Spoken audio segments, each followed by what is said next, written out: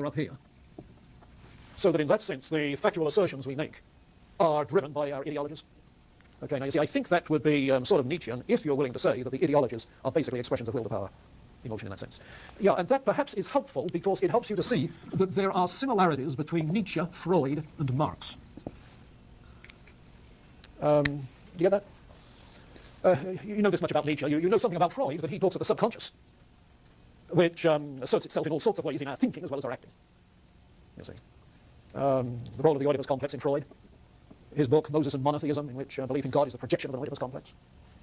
You see. That is to say that the substructure here is the emotional life of Freud. Marx, yeah, there the substructure is the material conditions of existence and the alienation that creates. And because of the conditions of alienation, from one's own labour, from one's own self, and so forth, you have again if you like, a non-rational substructure to the theories that you develop and the social structures that you build, you see. And if you've read the Communist Manifesto, you find the assertion that all our moral standards are simply expressions of the class conflict.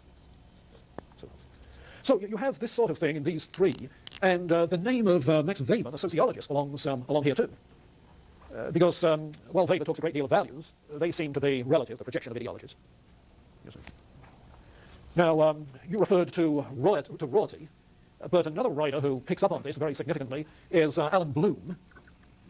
Trying to pull out of my mind the title of Bloom's book, The Closing of the American Mind. How many of you have read that? I suspect maybe except for the center section in which he deals with these people. At least most people I talk to who've read Bloom haven't read the center section, which is very philosophical. Maybe you have. I hope so. But Bloom begins that book with a complaint that the contemporary university student talks as if there is no such thing as truth and falsity, right and wrong. Have you heard that before? Well, you heard it today. Has lost any sense of personal identity and has no worldview on which to ground any of those things. You see? And that's his complaint. Alan Bloom is professor of social theory at University of Chicago. Well, what he does is to trace this situation to these continental thinkers, whom he takes to be the source of the problem.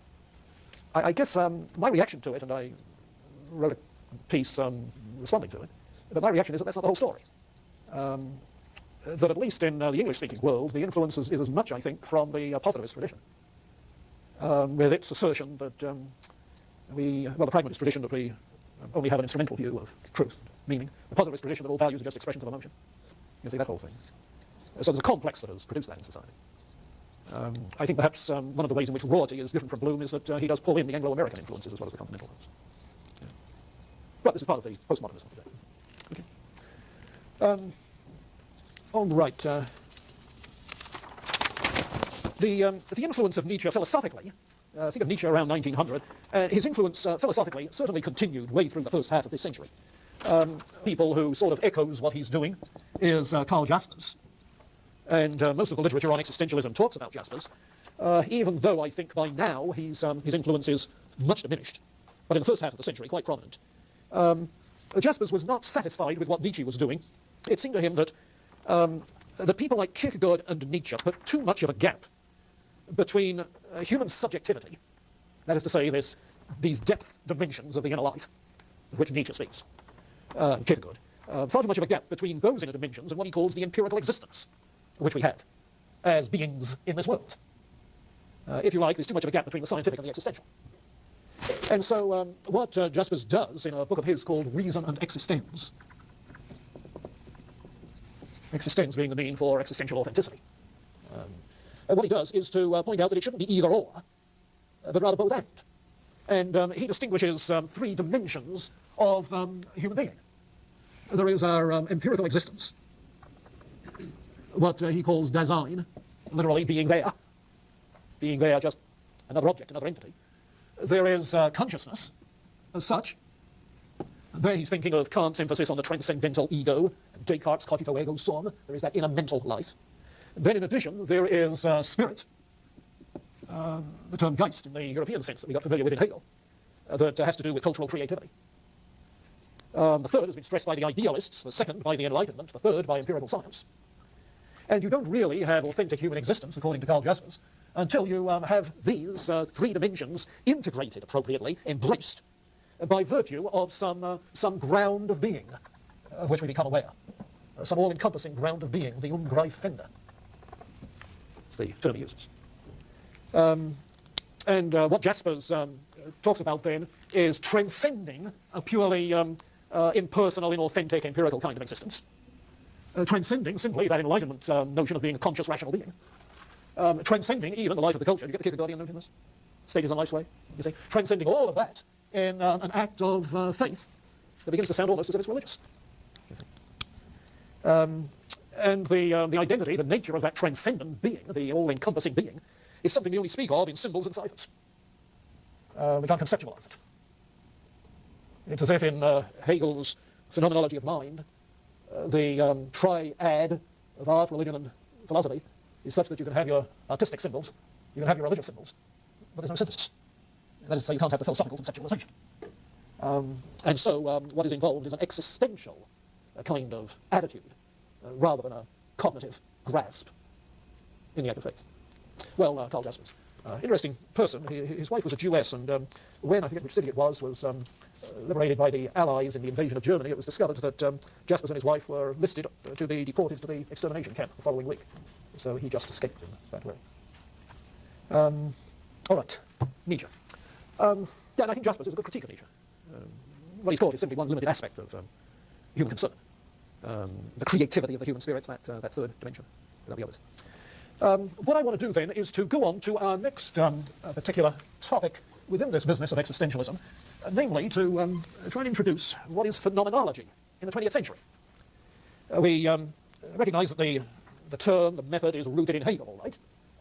But 20th century phenomenology is much more developed, much more complex, and I think even if we're going to simply talk about existentialism, we have to understand phenomenology. The history of the thing goes something like this, that you have Kierkegaard and Nietzsche in the first phase of existentialism in reaction against the Enlightenment. Okay? Kierkegaard and Nietzsche. And you notice that their work is indeed descriptive. It's more like an introspective kind of psychology, of self-discovery or something of that sort, than anything else. There's no rigorous philosophical method involved. But as you move into the 20th century, you find that influence of Kierkegaard and Nietzsche is combined with the more rigorous phenomenological method that is being developed out of the original Hegelian roots. A phenomenological method that we usually ascribe in its most rigorous form to the German philosopher Edmund Husserl, though it also operates earlier and parallel to Husserl in a whole variety of other philosophers in the European tradition. This sort of description of the structures of the inner consciousness. So that combination then becomes evident in notably Martin Heidegger, who at one time was the graduate research associate working with Husserl, and then in his thinking parted company with Husserl in some regards. And by the same token, people like Sartre. So that Sartre, whom you're reading next week, represents this more philosophically rigorous phenomenological method in an existentialist.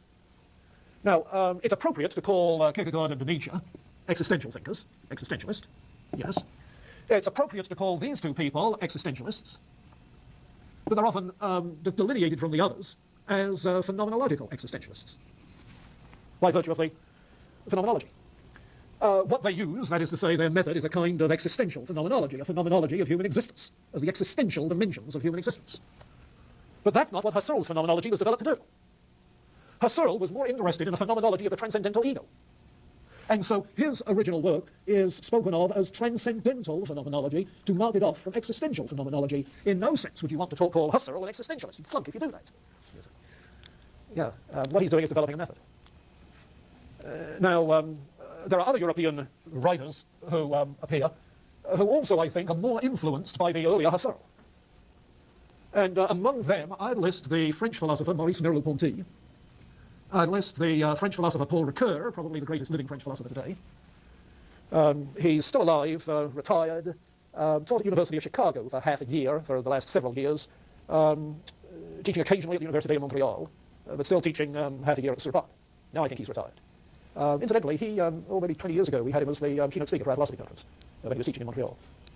He's a French Protestant in the French Reformed tradition. Paul Ricoeur. Now, another name influenced by the early Husserl very much is Hans-Georg Gadamer, who is really the main figure. That doesn't look very much like Gadamer, does it? Who's really the major figure in the development of what we call phenomenological hermeneutics. Because the kind of hermeneutic that talks about subjective grids and influences intruding in the interpretive process, you see, to talk about that involves doing a phenomenology of how the subjectivity is at work in the interpretation. And it's Gadamer who has done that par excellence. You see. And that subjectivity is given excessive role in deconstructionists like Paul Demade. But it's Gadamer who really is the key philosophical figure in the development of that modern hermeneutic.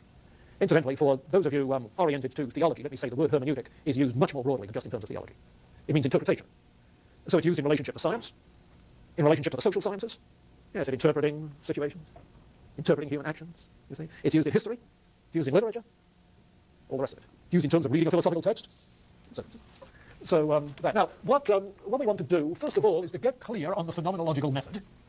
We'll start on that today. I want to get clear on that. I want to say something about what Heidegger does with it. Then more extensively, of course, Sartre, because you're reading Sartre, as the sample of this phenomenological method. And then I want to say something about the hermeneutical tradition, particularly Gadamer. Okay, so that's our agenda through to the end of next week.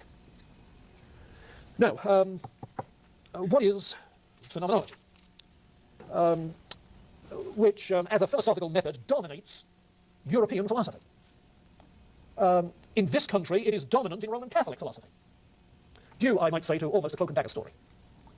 The story being this, that in the early days of World War II, or was it just before, word got out to Husserl's former students, he was dead, that the Nazis were going to seize all his writings and destroy them because of his Jewish background. So in the depth of the night, a Catholic priest who was one of these students secreted all of the Husserl papers in the back of his car and raced across the Belgian border to the University of Louvain, the Catholic University of Louvain, and secreted Husserl archives. Now, University of Louvain had been major Catholic university in Europe, very influential. Back in 1878, the Pope had issued an encyclical in the light of all of the religious and social and philosophical developments of the 19th century, an encyclical called the Aeterni Patris, of the Eternal Father, calling for a return to the philosophical and theological resources of Thomas Aquinas. This marks the beginning of the neo-Thomist movement that has continued into the 20th century. University of Louvain immediately seized initiative and got on the bandwagon and became the center for neo-Thomist studies in Europe. Cardinal Mercier, French cardinal, located there, wrote vigorously along those lines, maintaining that Thomism was the Christian philosophy of the day. To this day, incidentally, some Catholic philosophers, if you use the phrase Christian philosophy with them, they'll be thinking of Thomas Aquinas. I remember when the Society of Christian Philosophers was organized some 10 or 12 years ago, we were discussing what the society should be called.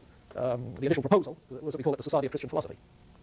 Then became apparent that our Catholic friends in the group thought of Christian philosophy as Thomism. Now, I've been accustomed to using the term Christian philosophy for a pluralistic tradition of doing philosophy from a Christian perspective, and the ambiguity became evident. So we called it the Society of Christian Philosophers, and that eliminated the ambiguity. But in any case, the fact that in 1945, 46, 45 I guess it was, Louvain woke up to find it had the Husserl archives changed its philosophical identity. And it became the center for phenomenological studies. And Catholics still going there became phenomenologically oriented. Among them, incidentally, was the present Pope, who, going back to Poland, has actually published phenomenological studies of his own.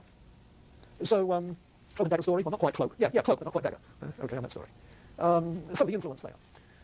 Phenomenology is not a theory. I underscore that again. It's not a system of thought. It's not a philosophical position. It's a method, a project. And phenomenological description, as I've said, goes all the way back to Hegel. And informally in people like Jaspers, and some of the other existential writers I've mentioned, like Marcel and Buber, and so on and so forth. But the method as such was formulated by Husserl, at least the more technical method was formulated by Husserl, who died in 1938.